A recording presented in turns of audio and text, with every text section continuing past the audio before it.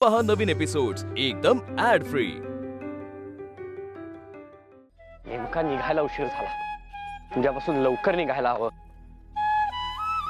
आता पोचायला आणखीन उशीर होणार. उद्यापासून लक्षात ठेवलं पाहिजे.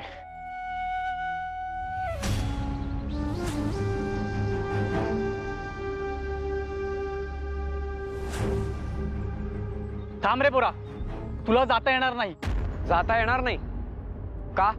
आमचे मोठे साहेब येणार आहेत कलकत्त्याहून. ते इथली पाहणी करणार आहेत, त्यामुळे त्यांचा रस्ता मोकळा ठेवायचा. आम्हाला हुकूम आहे, जोवर साहेब जात नाहीत तोवर इथून कोणाला जाऊ द्यायचे नाही. मग सांगा तुमच्या साहेबाला, पाहणी करायची असेल तर जनजीवन सुरळीत चालू ठेवून करत जा म्हणावं. जसं तुमचं जाणं महत्वाचं आहे तसं आमचंही जाणं महत्वाचं आहे. आमच्या दैनंदिन आयुष्यात कशाला अडथळे आणताय? तो अधिकार तुम्हाला कोणी दिला? ए पोरा, आम्ही नाही असले प्रश्न विचारत, आम्ही फक्त आदेश पाळतो. तुम्ही पाळा, कारण तुम्ही त्यांचे नोकर आहात, मी नाही. What hurts you now?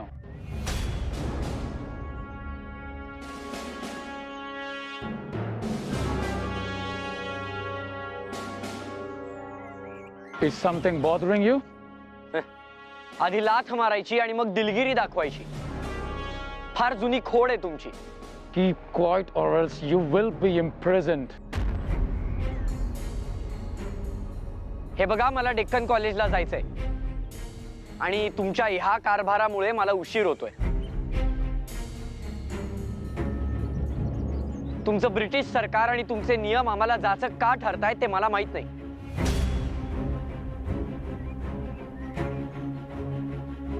If you have so much problem with the British government, then why are you taking our education?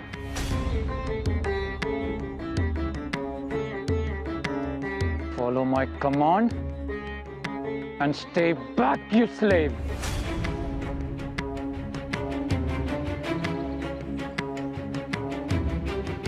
Stop staring.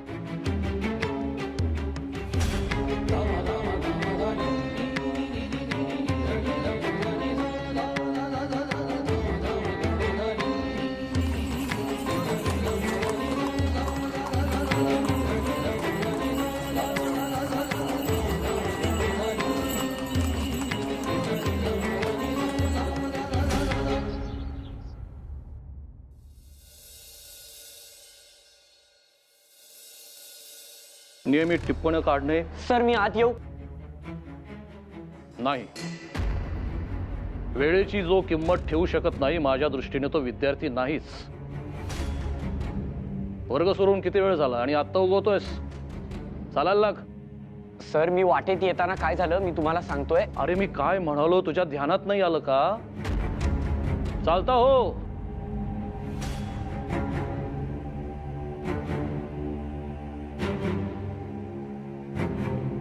तर काय सांगतो तुम्ही?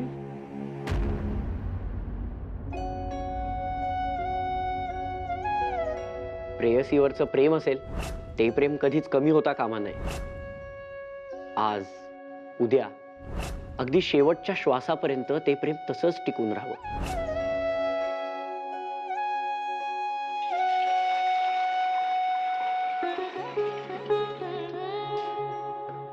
भामे, ए भामा,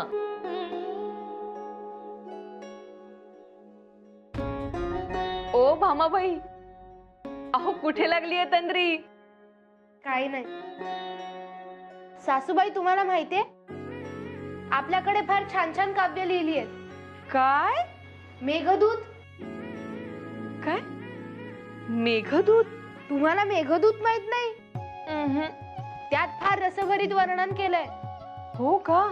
आपल्याकडचं साहित्य फार श्रीमंत आहे. असे जरा उकल करून सांग पाहू, नेमके काय असते श्रीमंत साहित्य? म्हणजे आषाढात, म्हणजे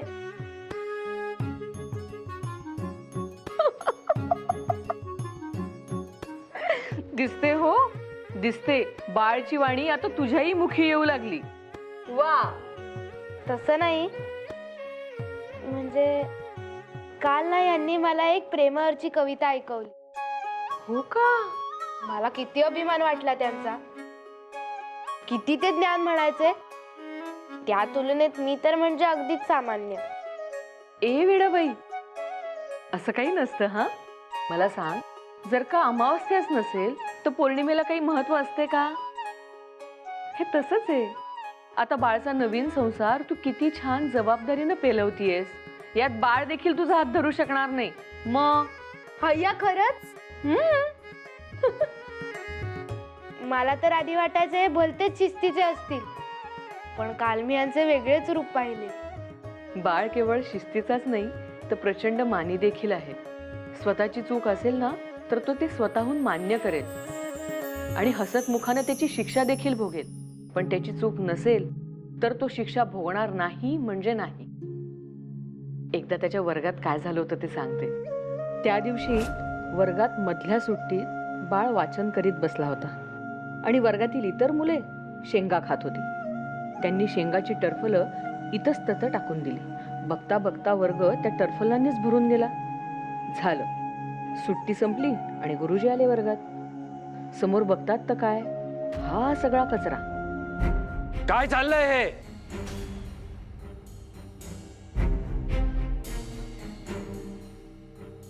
कोणी केला हा बेशिस्तपणा? समोर या, समोर या, नाहीतर एकेकाला फोडून काढीन. गुरुजींच्या संतापाला घाबरून एकाही मुलानं तोंड उघडलं नाही. मुलं अगदी घाबरून गेली. पण बाळ मात्र तसाच निडर, संयमी. ठीक आहे, तुम्ही कोणी नाव सांगत नाही ना, मग ह्या प्रकाराची शिक्षा सगळ्यांना भोगावी लागेल. संपूर्ण वर्गाने ही टरफले उचलून टोपलीत टाकायची आणि वर्ग स्वच्छ करायचं. हीच तुमची शिक्षा. चला उठा. मार खाण्यापेक्षा व्रात्य मुलांना ही शिक्षा अगदी मनासारखी वाटली. सगळी मुलं उठली आणि वर्ग स्वच्छ करायला लागली.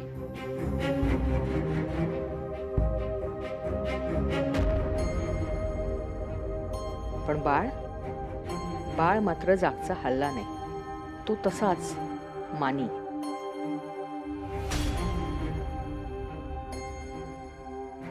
टिळक, तुला काय वेगळा नियम लागू होतो का? ओठ, उचलती टरफले. क्षमा करा गुरुजी, पण मी नाही उचलणार. काय म्हणालास? उलट उत्तर देतोस. गुरुजी, मी शेंगा खाल्ल्या नाहीत, मी टरफले उचलणार नाही. असं? मग मी विचारलं तेव्हा का नाही सांगितलंस? मी कुणाचेही नाव घेणार नाही आणि टरफलेही उचलणार नाही, कारण मी कोणतीही चूक केलेली नाहीये.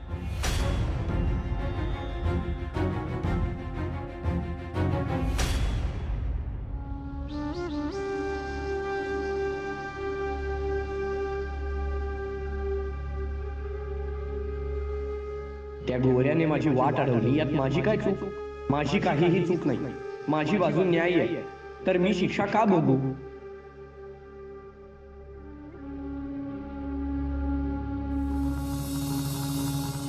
सर, माझी काही चूक नाही.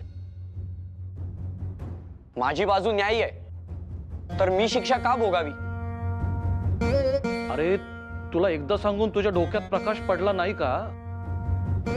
आज तुला वर्गामध्ये प्रवेश नाहीये. इथून निघून जा, नाही तर मी प्राचार्यांकडे तक्रार करेन. तक्रार अवश्य करा, परंतु माझी बाजू मांडण्याचा माझा मूलभूत अधिकार आहे. मला वैयक्तिक कारणामुळे उशीर झाला असता तर मी विनंती देखील केली नसती, परंतु आज माझी काहीही चूक नाहीये. अरे, मी तुम्हा सर्वांची गारहाणी ऐकायला इथं आलेलो नाहीये. माझ्या लेक्चरची एक वेळ ठरलेली आहे आणि जो ती पाळू शकत नाही, माझ्या दृष्टीने तो चूकच आहे. मग कारण काही असो. अहो, मी इथे येताना सरकारी अधिकाऱ्यांनी रस्ता अडवला होता, तर मी इथे वेळेत पोहोचणे कसे शक्य आहे? आता माझ्या यायच्या वेळी त्यांनी रस्ता का अडवला याचा जाब तुम्ही त्यांना विचारा. यात माझा काय दोष? हे सगळं गोंजरायला माझ्याकडे अजिबात वेळ नाहीये. तू आमचा सगळ्यांचा बहुमोल वेळ वाया घालवतोयस, तेव्हा तू इथून निघून जा. माफ करा सर, पण जर माझा काही दोष नाही तर मी शिक्षा भोगणार नाही.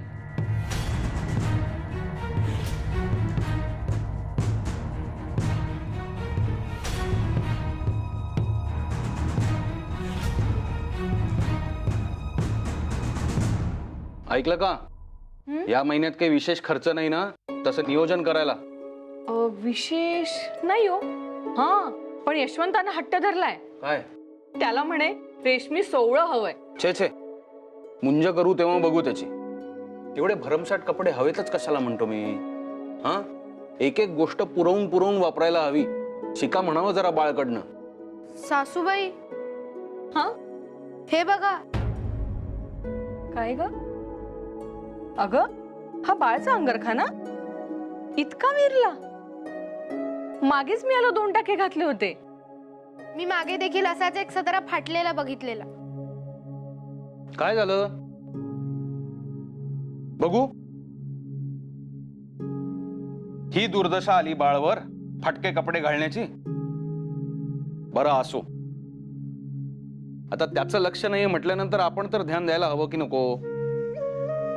तसंही हे कापड लवकरच जीर्ण होतं. एकदा ताणलं की पडलं भगदाड.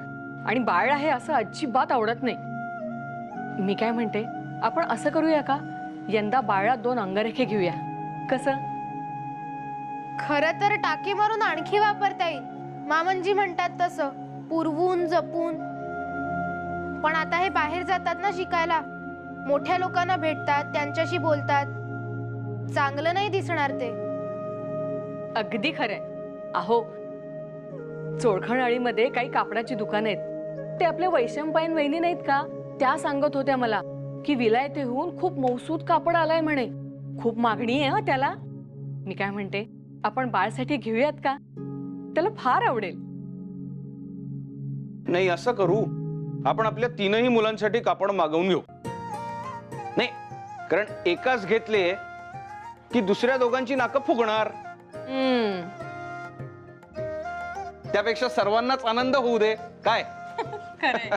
तसंही आपल्याकडे जुळ्याचं दुखणं आहेच आहे. चला. म्हणजे हे आता विलायती कपडे घालून कॉलेजात जाणार तर? मुलांनो, या त्रिकोणाचे क्षेत्रफळ काढा.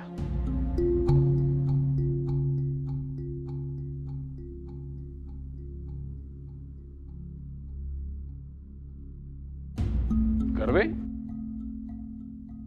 असे काढणार का क्षेत्रफळ? अरे, इथवर आलाच कसा तो?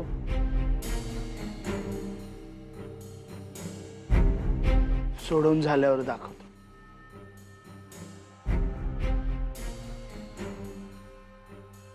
मुलांनो, त्रिकोणाचे क्षेत्रफळ काढणे इतके सोपे नाही. कारण त्रिकोणाची बाजू किती आहे तुम्हास कुठे ठाऊक?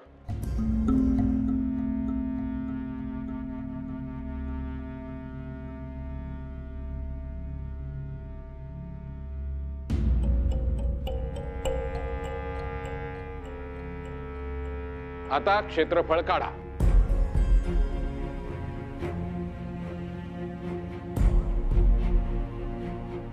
काय रे टिळक?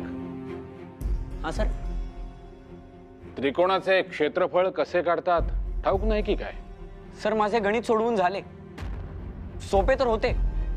हो, बघू वही बघू. सर, वहीत नाही सोडवले. जे गणित माहिती आहे त्यासाठी वहीचे पान आणि शाई कशाला वाया घालवायची? मग असे कर, हा खडू थोडा झिजवच. गणित फळ्यावर सोडवून दाखव. तसाही हा खडू शासकीयच आहे. सर, नक्की सोडवले असते, परंतु माझे हात खराब होते. तुमची परवानगी असेल तर तोंडी सोडून दाखवतो गणित.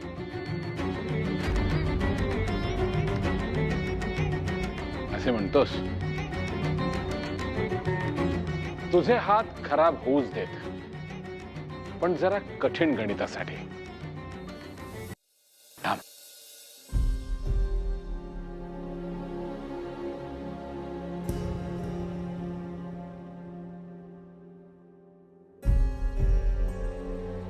टिळक, या वर्तुळात मी एक षटकोन काढलेला आहे. या वर्तुळाची त्रिज्या 28 एकक असेल तर वर्तुळातील छायांकित भागाचं क्षेत्रफळ किती येईल? सोडवता तुला? आला ना शहाणपणा अंगाशी. बघूया आता काय करतोय. काय जमेल का की यापेक्षा सोपं उदाहरण देऊ?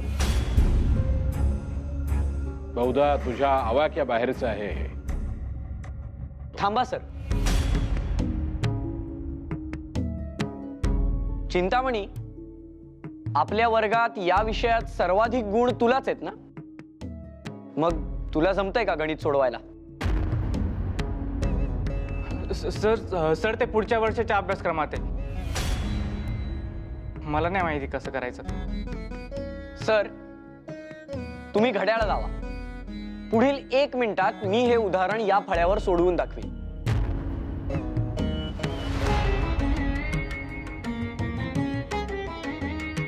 जरूर.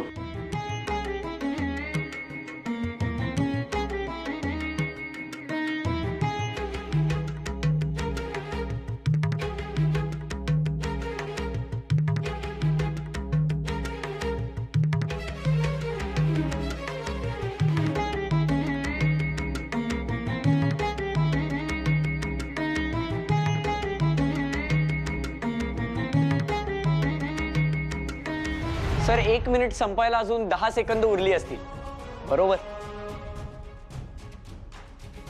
टिळक्या, तुझ्या गणितास पैकीच्या पैकी गुण देऊ की तुझ्या फाजील आत्मविश्वासाचे 10 गुण कमी करू तेच कळत नाहीये मला. सर, पुढील वेळीस खरेच अवघड गणित द्या सोडवायला. आवडेल मला.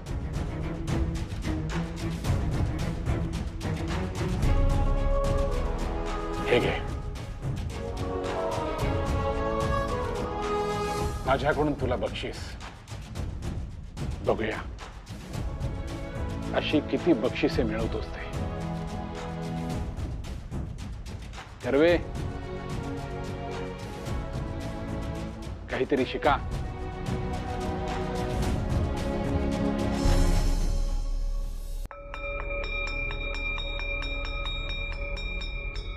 बाळ, इकडे ये. हा सर. तुझ्यात आणि ते जिनेसीवाले यांच्यात कशावरून वादंग झाला होता? मी बाहेरून बघत होतो सगळं. सर, माझी काहीच चूक नव्हती. मी तर त्यांना फक्त एवढंच सांगायचा प्रयत्न करत होतो की मी विचारलंच नाहीये. शब्दास प्रतिशब्द जोडून वाद निर्माण करण्याची तुझी खोड एक दिवस तुझ्याच अंगाशी येणार हे मात्र नक्की. सर, तुम्ही माझे ऐकून तरी घ्या. त्यांनी मला त्यांच्या वर्गातून बाहेर काढले कारण मला यायला उशीर झाला, मान्य. परंतु मला उशीर माझ्या वैयक्तिक कारणामुळे नाही झाला. कोणी एक सरकारी अधिकारी जाणार म्हणून संपूर्ण रस्ता बंद केला होता. आता यात माझी काय चूक? आणि मला तिडीक या गोष्टीची गेली की तो इंग्रज अधिकारी मला सुनावतो की आमचे शिक्षण घेतोयस तर आमच्या पद्धतीनं काम कर. म्हणजे आपण आता यांच्या बुद्धीचे देखील गुलाम झालो का? आपली संस्कृती एवढी श्रेष्ठ आहे, इतके विद्वान, इतके तत्वज्ञ होऊन गेले, तरी आपण यांच्या पायाशी लोळण घ्यायची. आपली लाचारी कशी जाणार? बाळ, बाळ, कुठलंही ज्ञान म्हणजे कोणा एकाची मक्तेदारी नाही. हे आमचं, हे तुमचं असं कोणीच म्हणू शकत नाही. मुळात गुलामगिरी येते ती ज्ञानाच्या अभावामुळे आणि लाचारीमुळे. गणिताच्या भाषेत सांगायचं झालं तर काटकोन त्रिकोणाच्या 2 बाजू आहेत, त्या बरोबर 90 अंशामध्ये विखुरल्या आहेत. त्यांना जोडणारा कर्ण तुझ्यासारख्या बुद्धिमान मुलाला होता आलं तर ही गुलामगिरी तू नक्कीच दूर ठेवू शकतोस. सर, मी काय करू शकणार आहे? बाळ, शिक्षण आणि त्याचा प्रसार, आणि हाच त्या त्रिकोणाचा कर्ण आहे जे तू निश्चितपणे करू शकतोस. त्यास कमी लेखून चालणार नाही. त्या अधिकाऱ्याच्या बोलण्यामुळे तू दुखावला गेलास हे एक अर्थी चांगलेच झाले. आज तू दुखावला गेलायस, पण भविष्यात आपण दुखावलो जाणार नाही म्हणून योग्य ती कृती तू करशीलच.